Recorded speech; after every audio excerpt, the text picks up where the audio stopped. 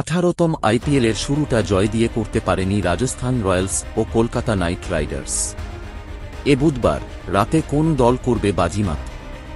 Defending champion KKR হার দিয়ে tournament শুরু করেছে, তাও আবার ঘরের মাঠে।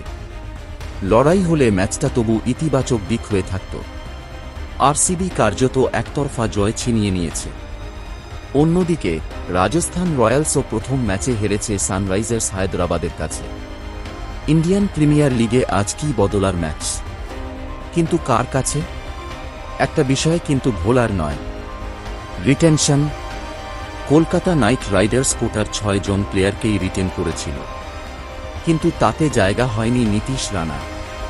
শ্রেয়স আইয়ারকেও রিটেন করেনি কেকেআর, কিন্তু শ্রেয়সের ক্ষেত্রে বিষয়টা অন্য ছিল। নীতিশ রানার অভিমান হয়েছিল, সেটা আকারে ইঙ্গিতে বুঝিয়েছিলেন। শেষ অবধি তাঁকে নেয় রাজস্থান রয়্যালস, আর আজ রাজস্থানের বিরুদ্ধেই নামছে কেকেআর। প্রকৃত কারণ প্রকাশ্যে আসেনি, তবে কেকেআরের ভাইস ক্যাপ্টেন থাকা, শ্রেয়সের অনুপস্থিতিতে ক্যাপ্টেন্সি করা, সব মিলিয়ে নীতিশ রানা নিজেকে কেকেআরের গুরুত্বপূর্ণ সদস্যই হয়ে এসেছেন।